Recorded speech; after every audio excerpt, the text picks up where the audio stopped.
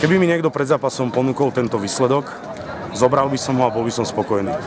Teraz po zápase už viem povedať, uvidím, čo mi povie film, ale už teraz môžem povedať, že nie som spokojný s výsledkom toho zápasu, ani s priebehom hlavného druhého polčasu v podaní útoku. Obrana podľa mňa hrala výborne aj v prvý polčas, aj v druhý ukázala už aj so svojimi striedačmi, že stále má svoje kvality, ale dneskajší zápas nám ukázal, že skutočne v útoku máme strašný priepastný rozdiel medzi starting offense a jednoducho tým druhým stringom.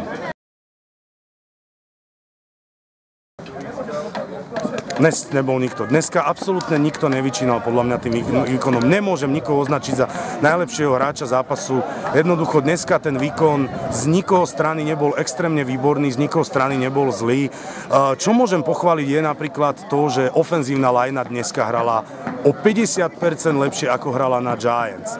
Mali tam tú istú obranu, mali tam box 3-2, 3-3, s ktorým nás Giants teda prekvapili, aj keď sme boli na nich pripravení. Tam sme odohrali veľmi zlý zápas na O-line, dneska hrala O-line fajn, ale MVP zápasu tentokrát ho nedám.